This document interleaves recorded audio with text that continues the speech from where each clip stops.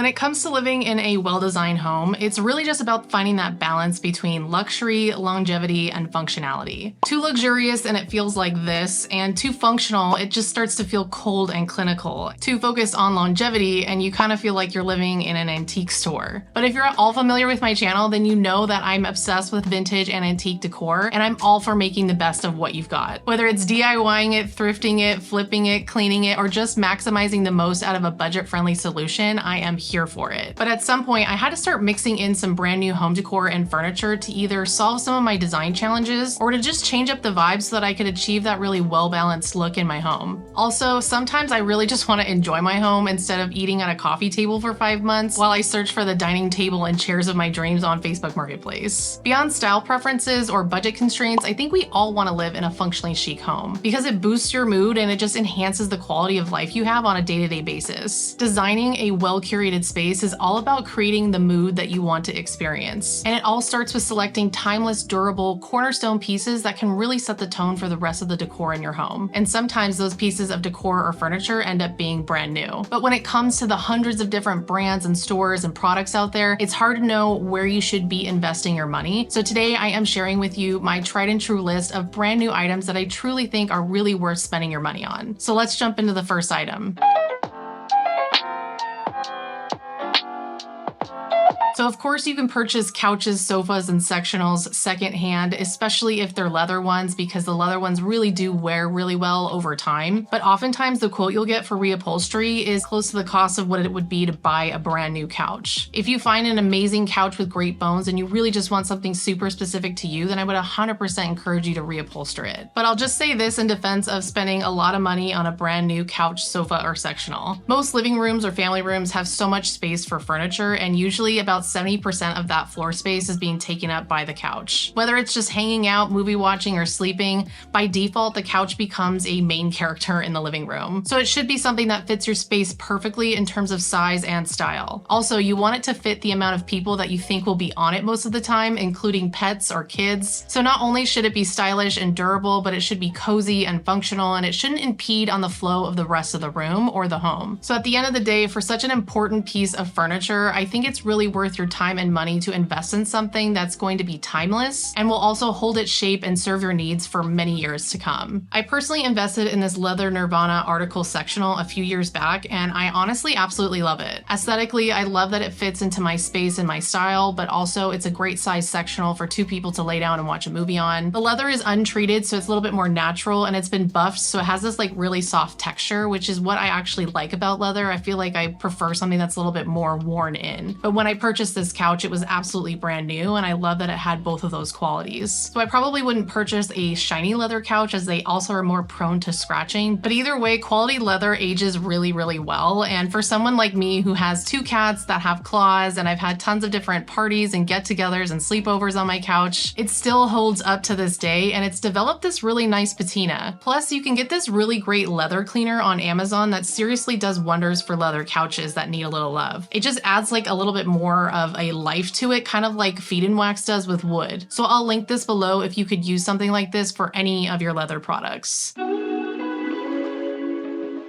Okay, so this next brand new home decor item that I will always spend good money on is linen. In the past, I used to think that my sheets and my towels would have to be replaced about every year or 2 because they just take so much wear and tear on a literal daily basis. And so I always bought the cheap stuff that would actually give out in like a year or 2. But it wasn't until about like 5 years ago or so I started investing in linen, and it has absolutely changed my mind on sheets, duvets, towels, and everything else. My perspective on textiles totally shifted because I finally realized we spend like a third of our life in bed, and we take like 1 to 2 showers a day, and we walk on our rugs, and we use blankets so often. So I think it's actually a smart investment to spend some money on high quality items that we use on a day-to-day basis, because they're going to take so much wear and tear. Instead of spending money on purchasing new things all the time, why not buy something that's going to actually get better over time, like leather and like linen? My personal favorite investment in the world of textiles and linen is bedding. If you didn't know, linen bedding itself is super comfortable and breathable, especially if you're one of those hot sleepers or just just during these summer months, it's absolutely a lifesaver. I also want to note that when I'm shopping for linen bedding, it's really important for me to be looking for brands that are super transparent about their supply chain. Supporting businesses that ensure fair practices in the textile industry can help avoid exploiting communities that actually provide these materials to these companies. I've been a fan for a while now of this brand called Cotton, not only because they have sustainably sourced Egyptian cotton and linen, they have a really great chic selection of linen duvets, shams, pillowcases, fitted sheets, and they're all made of biodegradable materials. They're incredibly transparent about where their materials come from, which I think is pretty cool because it's kind of like that farm to table approach, but for bedding. They recently reached out to me to send me their linen sheets and duvets, so I went with the linen duvet cover and pillow sham set in the color Natural. I think it has this really warm, creamy vibe to it, and I paired it with the linen fitted sheet and pillow set in Dusty Olive that just has this really rich green earthy tone that I think really matches the vibe of this newly made over bedroom that I'm sitting in right now. But if I was ever to change up the vibe in here, or I wanted to put these sheets in another room, I think they're neutral enough to fit in just about any space. And that's honestly what I love about linen, because it comes in these really great neutral colors, but it still feels like a statement and kind of luxurious, like that hotel vibe that I was kind of going for in here. And I think just adding this really subtle addition of these green velvet pillows just makes it look super chic. The more you wash and use linen over time, the softer and just like more luxurious it gets, and I think that's why it's a worthy investment no matter the price point. Even though I went for the Dusty Olive and natural bedding, there are so many other stunning options that might be a good fit for your bedroom, so definitely check out their website. And if you're actually wanting to commit and get your own set of linen sheets or duvet cover or anything else on their website, then I actually got a promo code from Cotton so you can get 15% off of your order with them.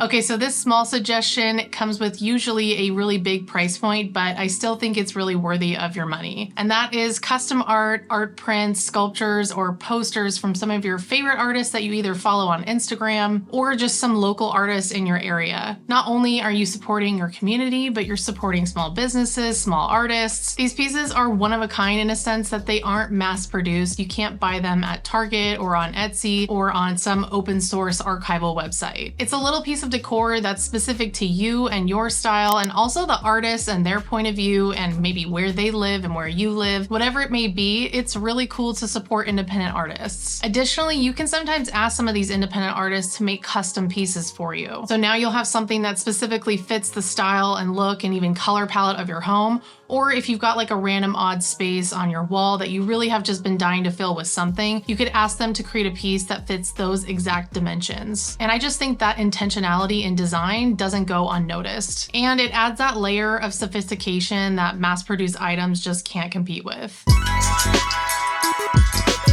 Curtains, shades, drapes, whatever you want to call them, I think we all need them to some extent, whether it's for privacy, light blocking, or just adding texture to a room. But either way, they really do complete a space. Whether you're spending money at the shade store, 2 Pages, IKEA, or even Etsy, custom window treatments are absolutely worth spending your money on, because it's an easy way to get that well-balanced and well-designed look in your home without having to try too hard. It's kind of like getting your clothes tailored. I don't know if you've done that, but I only recently discovered tailoring my clothes, and honestly, it changed my life. I suddenly had a brand new perspective on style and clothing in general, because I started to feel like the clothes that I was wearing were actually made for me, because I guess like they actually were made for me. And I think most people would describe someone who has great style as someone who's wearing clothes that look like they were made for them. Whether it's how they fit or just the style of them, they wear it and they look good in it, and it looks like it fits the person. So in the world of interiors, it's no different. Something like custom curtains or Roman shades could be made precisely to fit any window or wall in your home, which I think adds kind of an architectural embellishment, because sometimes, like my curtains behind me, it kind of becomes part of the wall and the overall look of a room. All of a sudden, the windows, the curtains, the wall all feel like one cohesive element. Everything fits exactly as it should, and now all of it feels like one unified look. Also, these custom shades are made with precision and really high quality materials to ensure durability and longevity. So if you're kind of getting the theme here, things that are worth spending your money on, in my opinion, are the things that are durable, they're timeless, and they're functional. You're really paying for the attention to detail in construction and also design concept, which is what makes it stand the test of time, both in terms of style and function. So because of that, they're less likely to need replacing, and therefore a smart investment and worthy of your money.